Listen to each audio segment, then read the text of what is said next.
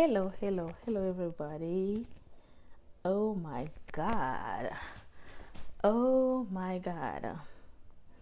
And like on here for the last 15 minutes.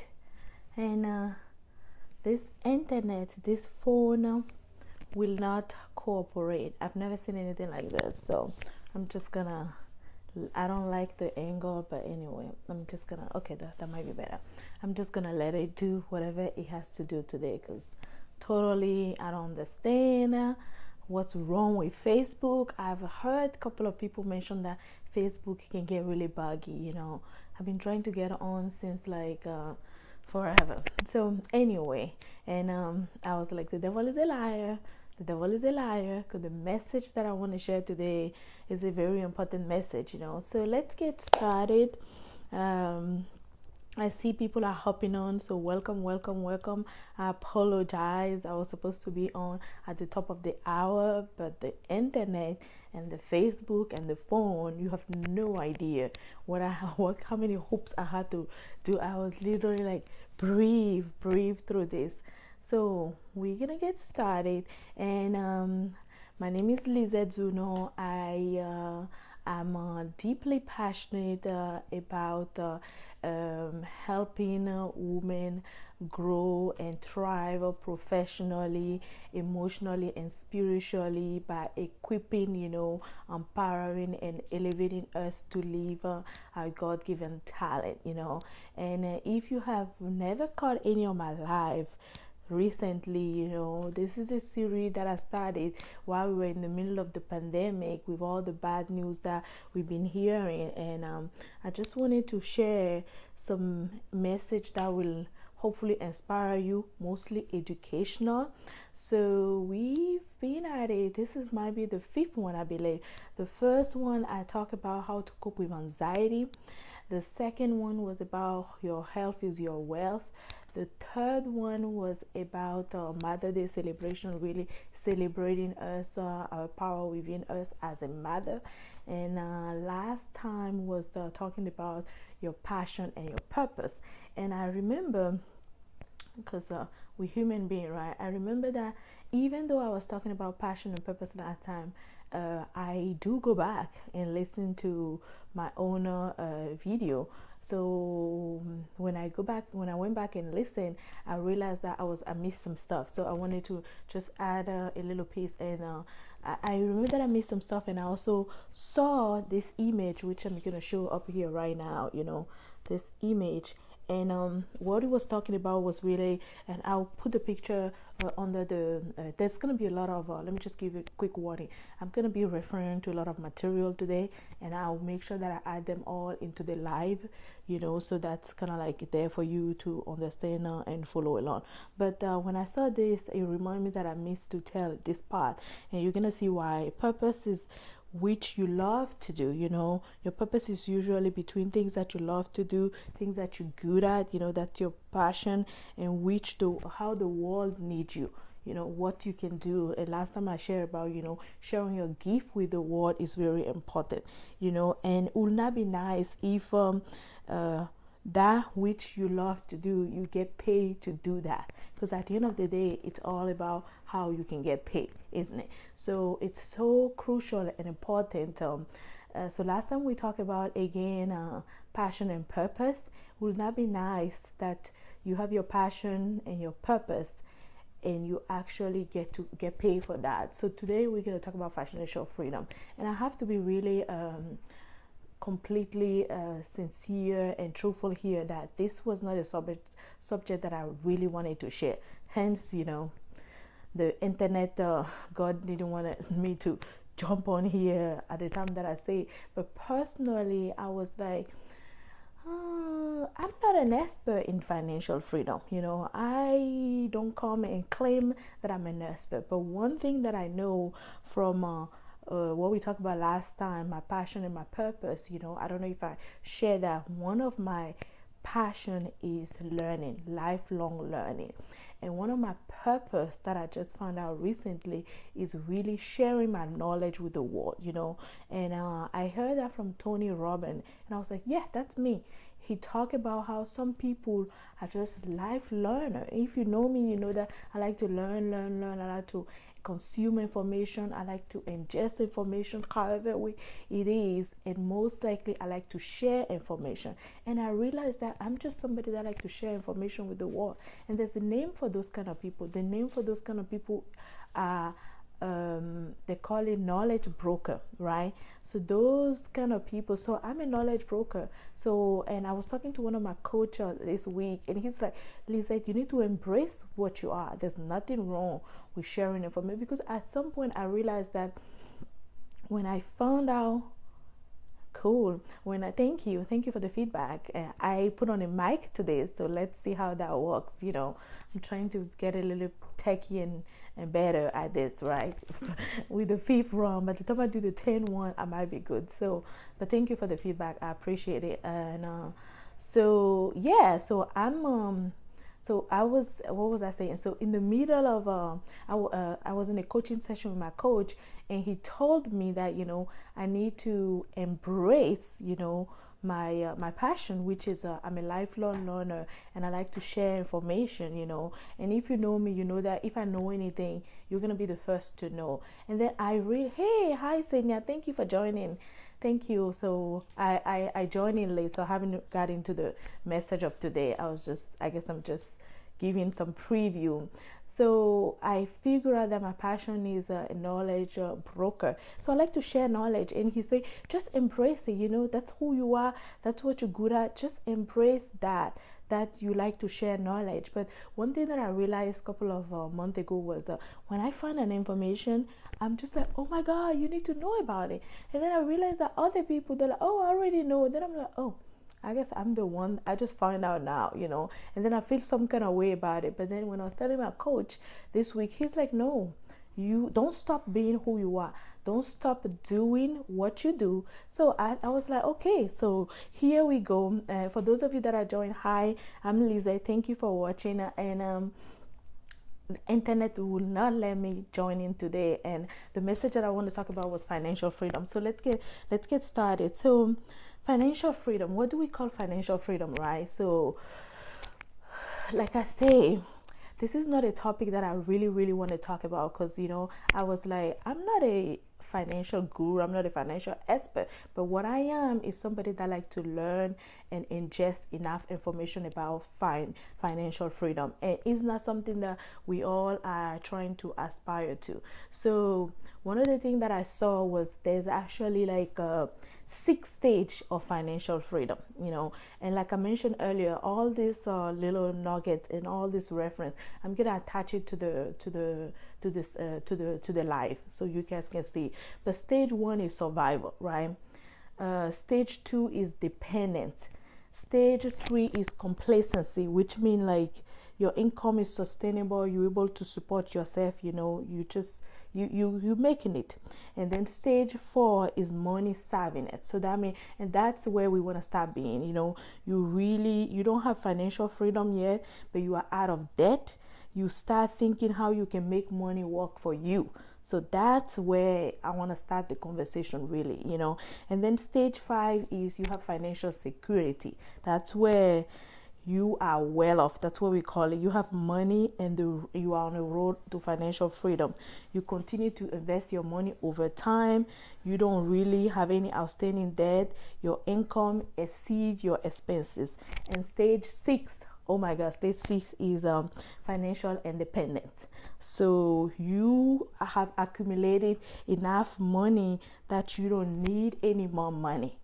Let's just take a breath on that one for a minute, So you have accumulated enough money that you don't need any more money, right? So I'm going to talk about an exercise that I've been doing lately, and how, money is really an energy. Money is really energy. That's how I see money. Money is really an energy. So when they talk about you have accumulated enough money that you don't need it, you can really be in that state of mind, state of energy. And you continue to have passive income. So the 6th state of financial independence And I wish for all of us to be at stage 6 at some point in our life, at least I wish for us to, if you're watching me, I'm sure if you have internet, I'm sure you are in complacency. If you have internet, you are not surviving, and if you are surviving, God bless your heart. My prayer is that you are able to move on from survival to dependency and so forth and so on. But truthfully, when I was thinking about this subject, this is if you have ever caught any of my life, I always talk about from my perspective. I'm not gonna say what so and so say, what so and so did. It's really from my own self awareness, self perspective, right?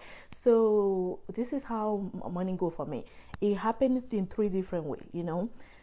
First of all, you earn it somehow, some kind of way, right? We're not gonna talk about how you earn it, but thank God you can earn money. But how I see money is really about spending it,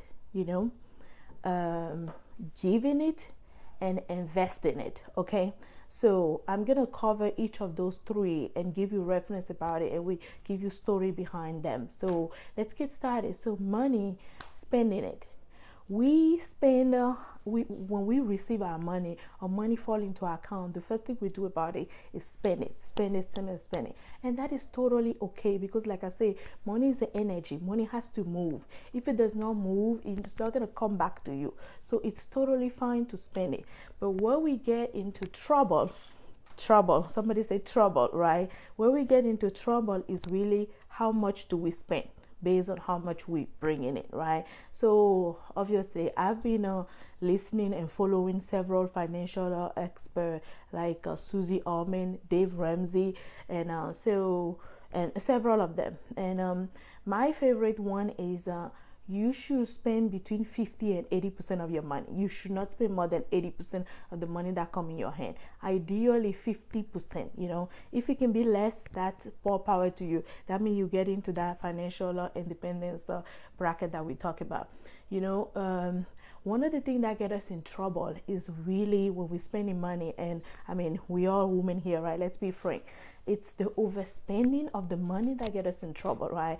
I raise my hand and somebody raise their hand and say, what is your guilt? My guilty pleasure is luxury thing, especially shoes, jewelry, right?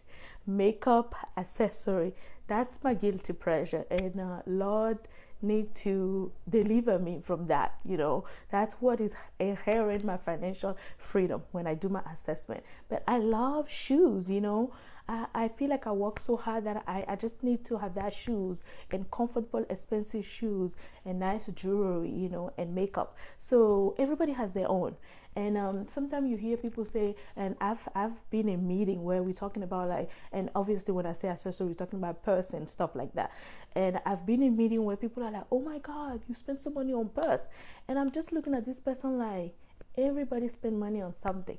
Mine is mine, maybe yours is just, perfume. I've seen one of my friends, I don't think she's watching, I've seen one of my friends post her watch collection, okay? I don't even wear a watch. I wear a what do you call this thing? iWatch. A smartwatch, right? I just change the band and then I'm good to go, because it's not my thing. But I saw my friend, she posts her watch collection, so that's her thing. So everybody spend money on something, and it's okay to spend money on whatever you love. It's just, don't overspend it, because that's what make you feel better. That's what motivates you. That's what push you to go out there, So I'm not coming here and say don't spend money, because I'll be the first one to spend it if I got it, right? But what I'm saying is we got to stay within a bracket, and that bracket, depending on how you are on that financial independence, you should be between 50 and 80, because it's all about how you bring it in. So the big one that really inherent or kind of like a culprit of our spending is debt. Somebody say debt, especially for some of us, because I know people watch my video from all over the world, but especially some of us, in this European country where they give us a plastic. I don't have my plastic here, because there's something about the fact that you can just swipe that make you just overspend, you know. And I've done this experiment. I follow Dave Ramsey a lot, and he talk about using cash, and I've done it. Because if you go to the ATM machine and get your little $200 or $100, and you're like, I'm going for shopping, you're gonna see how that $200 will be done quickly. But if you swipe in the plastic, you can be $500 if there's money in that account, you know, or if the bank allow you. So the spending has to be, you know, controlled some kind of way. So the debt, and I have to tell you that I am not a fan of debt. And I'm really changing my mindset around debt lately. I am not a fan of debt. That doesn't mean I don't have debt. I'm just not a fan of it, because I feel like whenever you have debt, you don't have money, because somebody is having your money and you're paying all this crazy interest on it. So I am not a fan of debt at all, because when I have debt, that means I don't have money. You know, I'm borrowing money, and that's not a cycle that I want to be in. So if you have debt, you are not alone. A good percentage, I don't know the exact statistic of the population, have debt. And I mean, right now in the middle of the pandemic, it is okay to have debt, because you people have lost so much, you know. Even if you were financially independent, or you were in any of those bracket that we talk about, you were in any of those bracket, now you find yourself, I'm trying to pull down, if you were in money starvingness or complacency, you lost so much money, you know. So it's okay. I even heard Susie Orman say it's okay right about now to be in debt. It is okay. But I am not a fan of that. And Dave Ramsey, which I will highly encourage you guys, if you never heard of the, Google his name, you know, and I'll put a couple of his slider in the video. He talked about how to get yourself out of debt. You know, he called it the debt snowball, and I have done it. You know, 5 years ago, I was so excited. I pay off my car, all my little credit card and everything, and everything was 0, 0, 0, 0, 0. Now, tell me, how long did that last? How long did that last? It didn't last long, because not only I had a car accident, so here we go again. I had to get another car, but it's achievable if you follow the Dave Ramsey methodology. You know, you can get out of debt, you know, and the goal is to stay out of debt. So debt is one of the things that really kill us, you know, in how we spend the money, because we put some on that plastic and then we spend it, and we have the illusion that we have money, but actually we do not have money.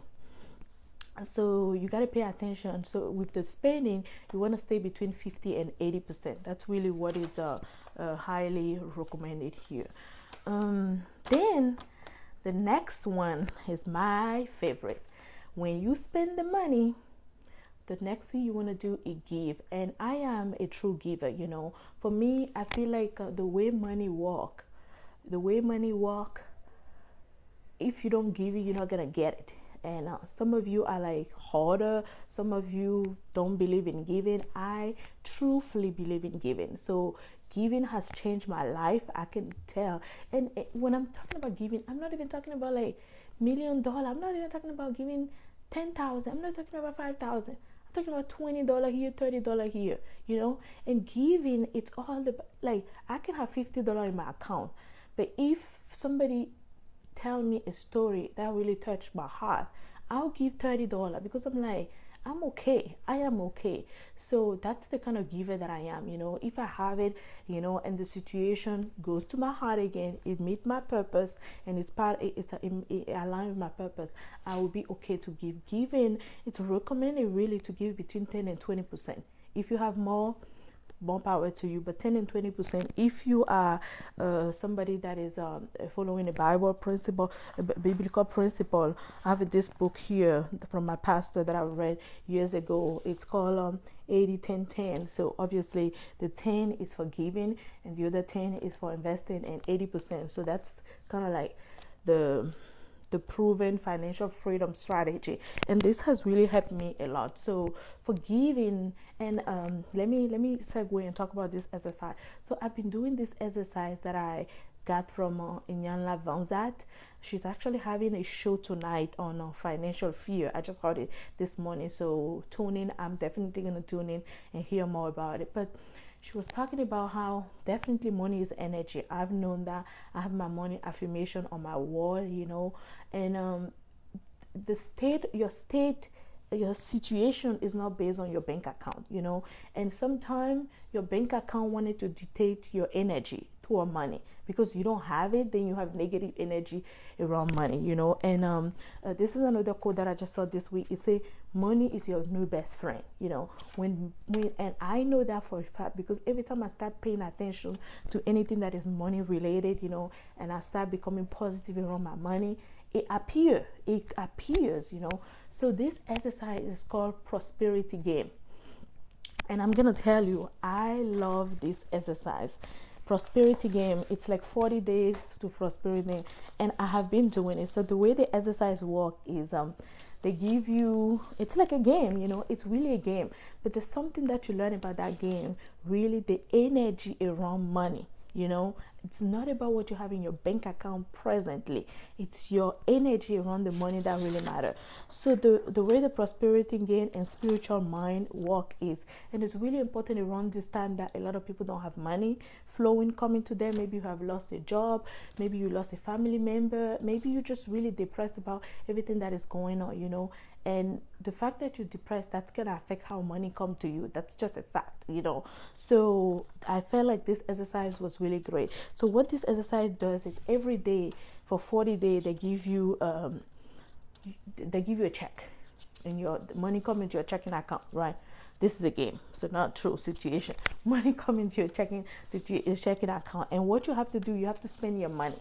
You have to spend it all in the same day, and you have to write it down. You cannot just leave the money in the account. Whatever money they give you, you have to spend it. So now you have to pay attention to what you're doing, right? So I'm trying to just give you guys a sense of like how does it work. So day 1 you get like $200 in your account. Day 4 you get $500. So every day you have to literally write what you're doing with your money. So I have been doing it. I'm on day 22 right now. So what I do is like, I'm just trying to follow this thing that I'm talking about to you guys, right? So I just sit there based on what I'm going through right now. Oh, I want to buy this iPhone. So I write, I want to buy an iPhone. I want to buy shoes. I want to send money to my mom. But you just write things that you want to do in real life with the money, and see how it make you feel. I want to give money to the church, and I was doing it, day 9 you get 16,000, day 10 you get 32,000. So now you're spending it, right? So you're spending it, and I put money in my saving. I put money in stock. We're gonna talk about investment. I put money in land that I want to buy in Africa. I put money in project that I want to do. So then you're getting more money, and you're gonna see how your energy start flowing toward the money, and one of the things that she said, and the reason why I decided to do this exercise was, she said we all working so hard to make a lot of money, right? We want to get to that financial independence that I talk about. We want to get to that level where money is working for us. It's no longer a worry. It's not a source of anxiety. But some of you, or some of us, we are not ready for a lot of money. We're not ready. That's what happened. People are not emotionally, spiritually ready to receive a lot of money. So when you get it by accident or for whatever, it disappears. That's why you get people, they make a lot of money, they buy lottery, they get money, and then they get a loss, they lose it like this, because you're not ready for money. So I experienced this because I told you money is an energy, right? So we going through the money stuff. Day 14, you get 524,000.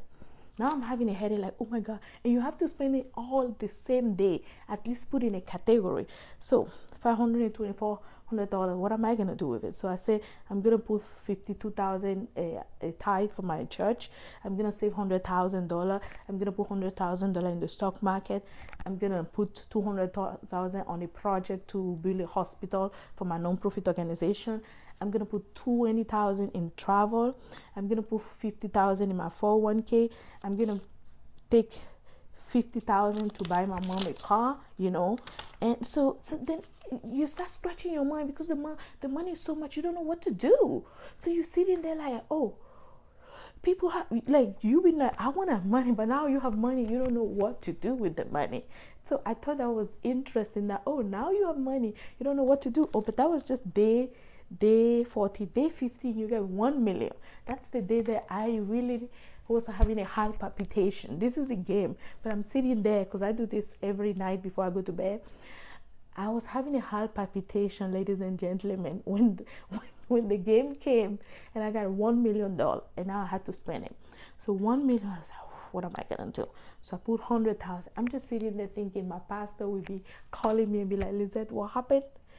We just got $100,000 transfer in your account. Maybe my whole life I've been giving them money, they never received this much. Saving, I'd say I put $200,000 in my saving. Stock, 100,000. In my Z Square for the Cure building project, 200,000.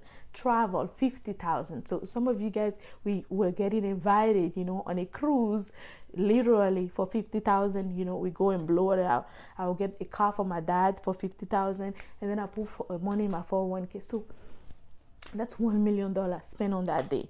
The next day you get 2 million. So I'm telling you, this exercise, I'll put the link also in the video. If you do it on day 20, the money grows all the day to day 21 or 22, and then you go back to zero, to really show you how the energy about money, and I'm telling you, when you finish, you feel like you have money because you just spend money. Literally, you feel like you have money, and when people call you and say they have problem, you really feel like your mindset and energy around money is totally different. So I realized that I'm not ready to spend 500,000. I'm talking like, oh, I want to live this big life. But when I was given $500,000, I'm shaking like, what am I gonna do with $500,000 in a day? I'm sure some of you might be easy. Maybe you already deal with that much money, but this girl never had $500,000 in her bank account before. So there we go. So, but it's a way to attract money. It's a way to attract the energy, and it's especially a way for you to be ready to receive that much money. So it goes on and on. The most money that I had in my account was 16 million. So 16 million, I give a tithe for 200,000. To the church, I put $500,000 in my bank account. Stock, 2 million. My building project, 10 million. Even that I'm scratching like 8 million, 10 million. Travel, 50,000. We going like on a private island, PI at this point. 401k, 3 million, and this become very difficult. So this is a good exercise that I really want to share, that you revolutionize the way you think about money. It change your mindset, your energy, so you get to learn how do you feel when you get this amount of money. So at this point, I'm ready. $60 million, I got it. I know exactly what I'm gonna do when I have $60 million.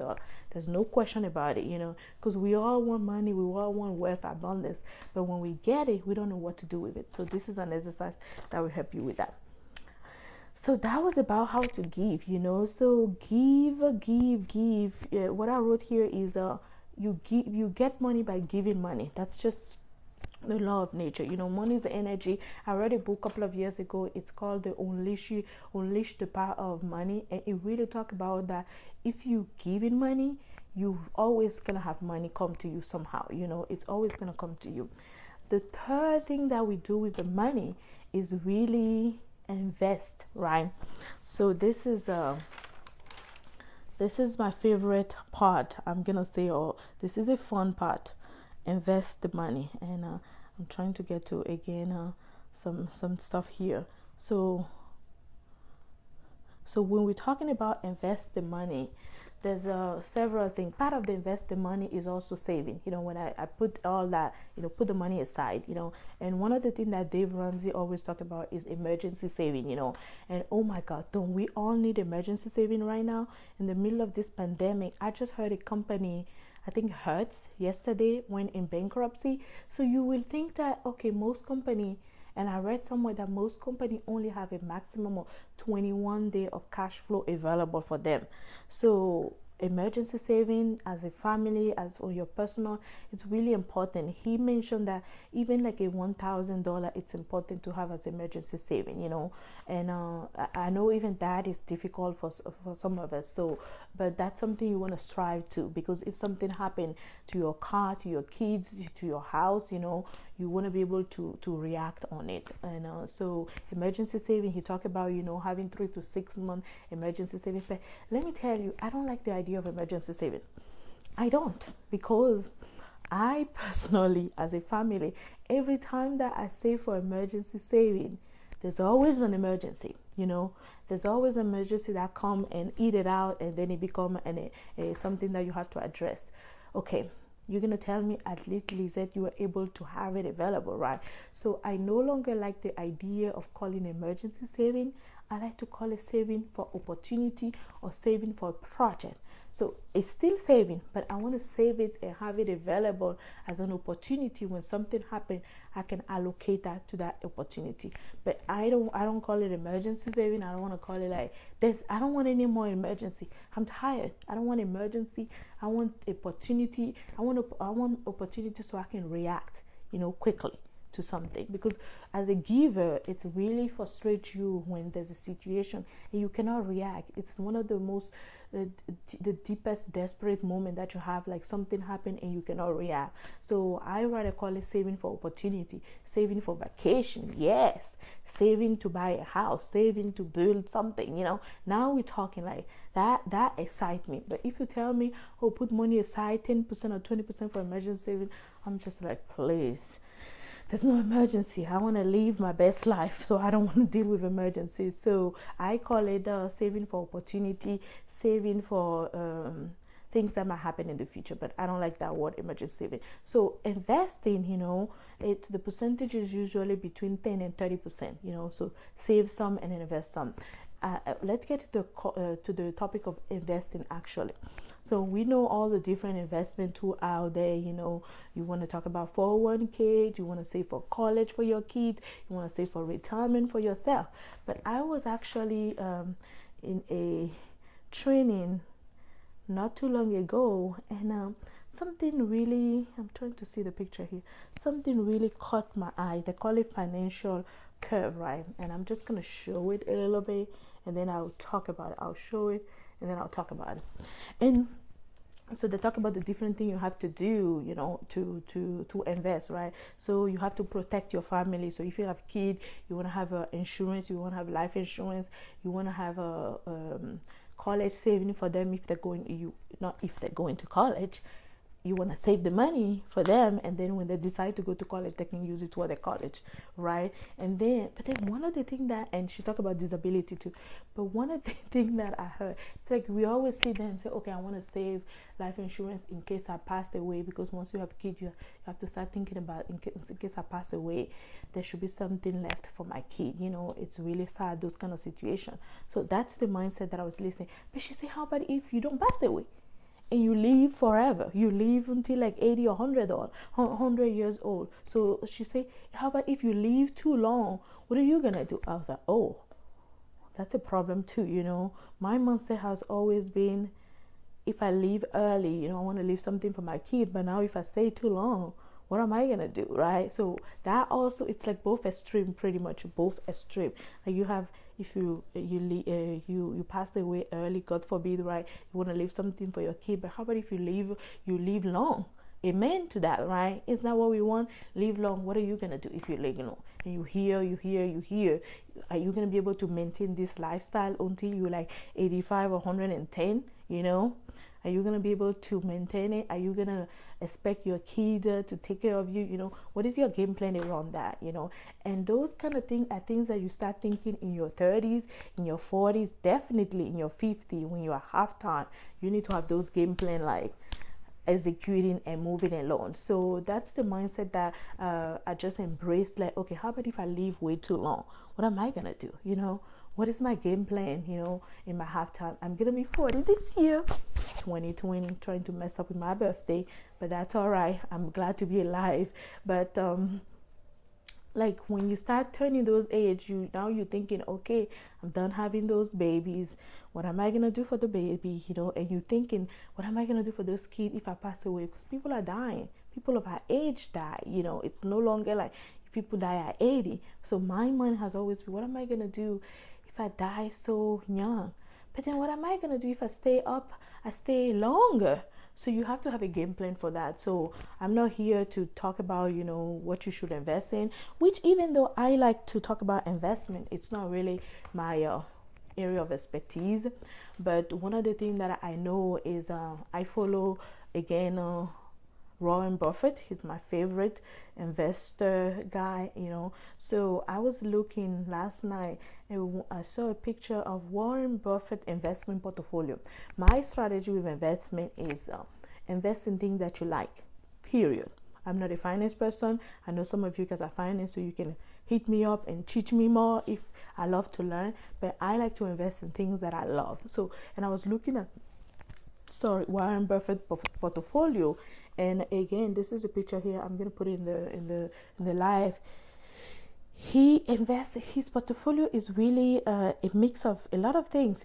Banks, retail, financial service, and financial service, food. So you have to really look at what works for you and spend that time to invest in it. You have to find a way to invest in something that can help prepare for your legacy. What are you gonna leave for your kids? What are you gonna leave for your kids in the future when you stay? Even if you live longer, your kid also gonna live, right? What are you gonna leave for them as a legacy, and how are you gonna build wealth? Those are things that you really want to think about. But I know I've been talking, so we cover spending, how to reduce debt. That's something that really hinder our financial freedom. We talk about giving, how we have to open ourselves, to receive more financial abundance, to be able to give and be a blessing in this world that we live in. This is something that I truly believe in. And then we talk about investment. And I'm trying to see if there's anything else.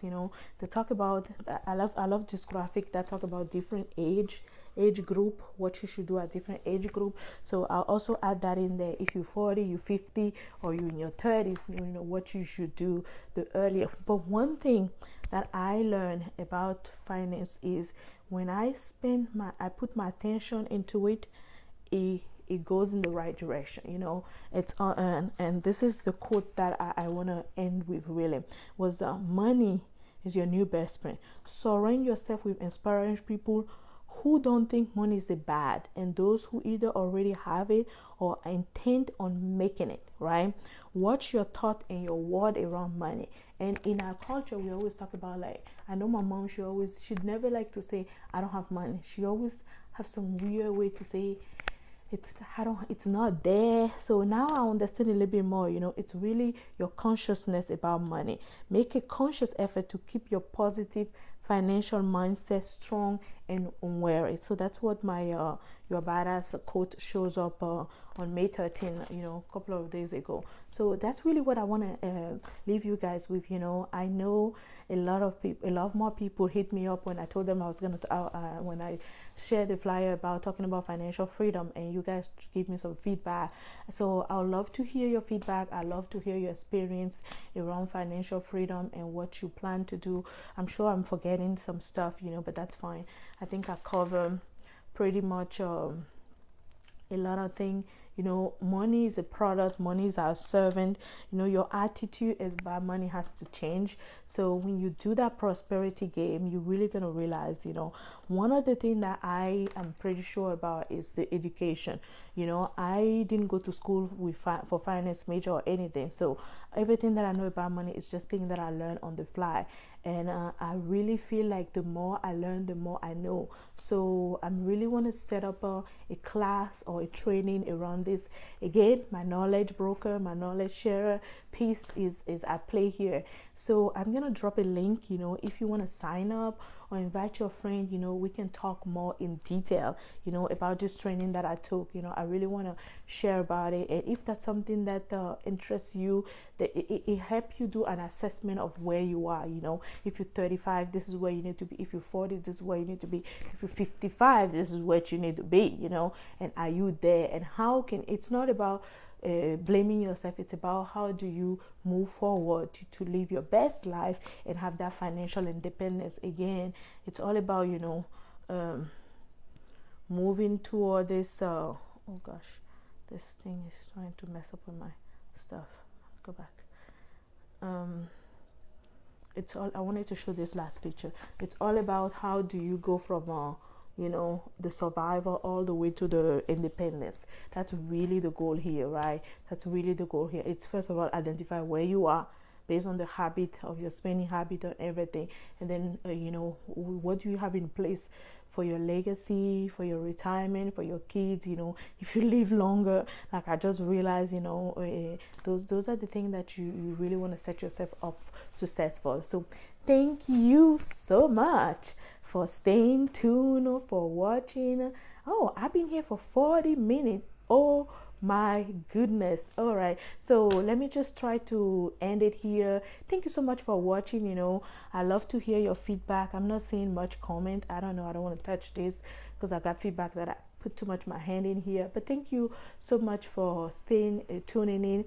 Next week, I know some of you are not able to watch on Facebook, so I'm planning to move all the conversation on my YouTube channel for Z to Empower You. So I'll do that this week. And next week, again, it's going to be one of our last series, because the goal of this was just to keep us informed. I don't do entertainment. I'm all about information sharing, knowledge broker. That's my purpose, right? So next week, there's two topics that is in mind for me right now. It's between gratitude, solitude, stay in solitude, and resiliency. So I need to decide, maybe I do all three together for like 1 hour, because apparently I can talk for 40 minutes. I did not know that. So but that will be the last in this series. I'm thinking of doing a podcast around this topic once a month, around all of this, because again, my passion, if you never catch any of my live video, my name is Lizette Zuno. I live in Dallas, Texas. I'm a mother of 2. My passion is really to help you grow and thrive professionally, I would say financially, emotionally, and spiritually, because when all of those are aligned, you are able to live your God-given talent and be the best and share your gift with the world. So that's really my passion. That's the only reason I'm doing this video. There's really no incentive. I'm not trying to sell you anything. I'm not trying to send you anywhere that you lead you into some weird place. That's just knowledge sharing. So I'll put a couple of links down here by this evening, and put this on YouTube as well. And I cannot wait to talk to you next week on some topic around gratitude, solitude, and then resiliency. Those 3 topics, I think they're really necessary right now for everything that we're going on. This is Memorial Day weekend here in the US, so, and it's also, is it Mother's Day weekend in Africa? Oh, somebody please tell me so I can call my mother. All right, so thank you so much for tuning in. I appreciate you, and I love to hear your feedback and your reaction to this long and lengthy 42-minute live. All right, thank you, and see you next weekend. Bye.